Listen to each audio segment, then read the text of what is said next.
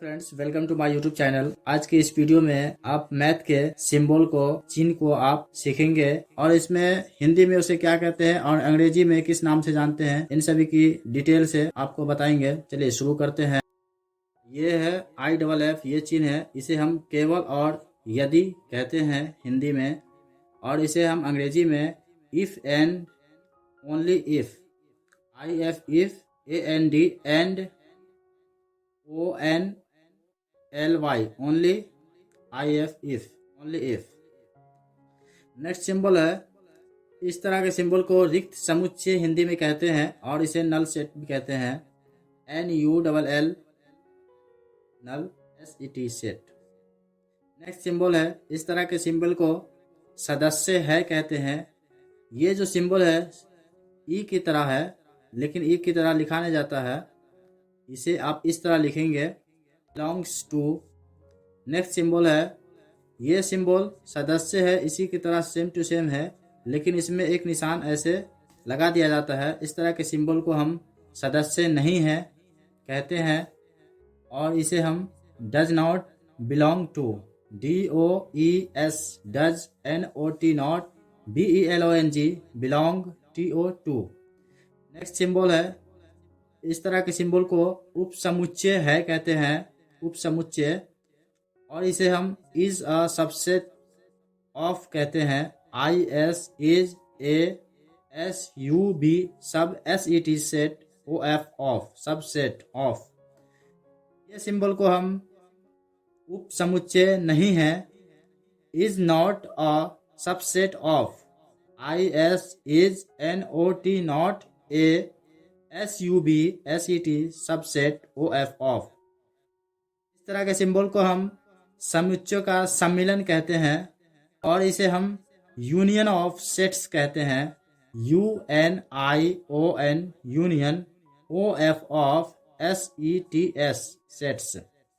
अगला सिंबल है, इस तरह के सिंबल को हम समुच्चयों का सर्वनिष्ठ कहते हैं, जिसे हम इंटरसेक्शन ऑफ सेट्स कहते हैं। INTERSECTION, OF, intersection of sets. सबसे पहला सिंबल है, ये है कोन और ये है S। तो ये कोन है और S है, इन दोनों को अगर एक साथ रहे तो इसे हम कोनों कहते हैं हिंदी में, और अंग्रेजी में इसे एंगल्स कहते हैं। Angles, ANGLES, angles. दूसरा सिंबल है लंब हिंदी में, और इसे अंग्रेजी में इसे परपेंडिकुलर कहा जाता है। PERPENDICULAR, perpendicular. नेक्स्ट सिंबल है, इसे हम समकोण कहते हैं, जिसे हम राइट एंगल कहते हैं। RIGHTANGLE, angle, right angle. इस सिंबल को हम समानांतर कहते हैं और इसे हम पैरेलल कहते हैं। PARALLEL। ऐसा सिंबल रहे तो इसे समरूप कहा जाता है, जिसे हम सिमिलर टू भी कहते हैं। SIMILAR, similar, TO2। ये सिर्फ सिंबल जो है समरूप की तरह है बिल्कुल, लेकिन इसके नीचे दो निशान लगे हुए हैं। तो इस तरह का अगर सिंबल है तो इसे हम सर्वागसम कहते हैं, जिसे हमें अंग्रेजी में इसे कॉन्ग्रुएंट टू कहते हैं। CONGRUENT, TO2। किसी भी मैथ में आप देखेंगे कि इस तरह का सिंबल है तो इसे हम चाप कहते हैं और अंग्रेजी में इसे आर्क कहते हैं। नेक्स्ट सिंबल है जीभ। जीभ या चाप कर्ण बोलते हैं इसको। ये हमारा चाप है और इसके बीच में ये क्या है, कर्ण है, तो जीभ या चाप कर्ण कहते हैं। इसे हम कॉर्ड, CHORD, कॉर्ड।